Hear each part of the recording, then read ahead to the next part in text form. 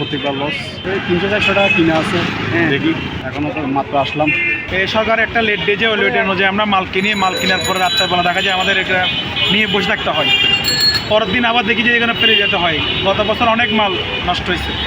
যাক, আমি সরকারের কাছে রিকোয়েস্ট করবো যে এটা কিন্তু দেশের সম্পদ, এটা যেন নষ্ট না হয়, ওটার দিকে যেন একটু নজর দেয়।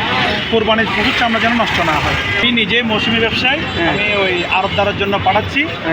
এখন সরকারের তো যে হিসেবে লেট দিচ্ছে, একটা চামড়ার তো 800 টাকার দাম হওয়ার কথা, তো ওই রেটে আমরা কিনতে পারি নাই। এখন বিক্রি করতে পারবো কত টাকা দেখি, দেখা যাক এই আর কি। আর প্রতি বছরও দেখি সরকারের যে লেট দেয় ওই লেটে কিন্তু ট্যানের এলা মাল কিনে না, আর বিশেষ করে ট্যানের এলা কিন্তু এখানে টোটালি আসে না। এখনও আমরা কিন্তু নিজের থেকে পাঠাচ্ছি যে কোথায় ওই প্রস্তাব পারে। এখন ট্যানের এলা কত টাকা দাম দিবে না দিবে এটা গতবার প্রায় 25,000 টাকার উপরে লস গেছে। সবগুলো বিক্রি করছিলাম, লস দিয়ে বিক্রি করছি, অর্ধেকের অর্ধেক লস দিয়ে।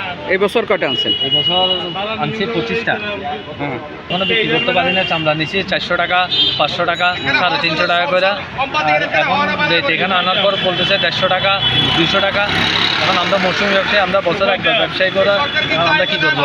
সরকার রেট দেয় একটা, আমরা চামড়া কেনার পরে এখানে সিন্ডিকেটের কারণ আমরা বিক্রি করতে পারি না। চামড়ার ব্যাপার তো ডে বাই ডে খারাপের দিকে যাচ্ছে, ভালো না। হয়তো আমাদের চামড়া সংগ্রহ হচ্ছে বা আমাদের 3 দিন পর্যন্ত চামড়া সংগ্রহ হবে।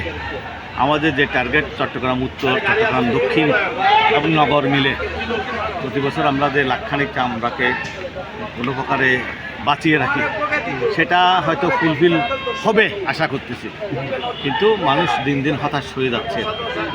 আমরা গ্রামে গঞ্জে খবর নিচ্ছি, কোনো কাস্টমার নেই, যাচ্ছেই না।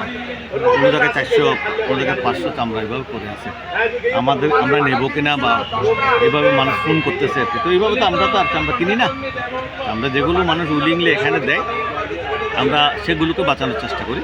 এবং বাঁচানোর জন্য যারা অভিজ্ঞ চামড়ার কাজে, তাদের সাথে আমরা কন্ট্যাক্ট করি। এই যে মোহাম্মদ আলী সাহেবরা বা তারা তো এরা আমাদের সাথে কমিটমেন্ট করেছে, আমরা যা আনবো 20,000 হোক, 30,000 হোক, এগুলো তারা নেবে। সেই হিসেবে আমরা বিবিরাট এই ঠিকানা দিয়েছি শুধুমাত্র চট্টগ্রাম সিটির চামড়াগুলোর জন্য। তাও হালিশহরে আলাদাভাবে সংরক্ষিত হয় এবং কিছু কিছু জায়গায় আমরা নিজেরা আমাদের লোকজন বিভিন্ন ওয়ার্ডে স্পটে বিক্রি করে দিয়েছে, যাতে অন্য কোনো ভোগান্তি না হয় আর কি। তো টোটাল বিষয় হলো যে আসলে এগুলো সরকারকে আলাদাভাবে চিন্তা করতে হবে। চামড়ায় তেমন কোনো উন্নতি আমরা দেখতে পাচ্ছি না, কারণ কাস্টমার না থাকা এটা একটা বড়। এটা কি সিন্ডিকেট কিনা, এটা কীভাবে আমরা বলবো? কাস্টমারই নেই।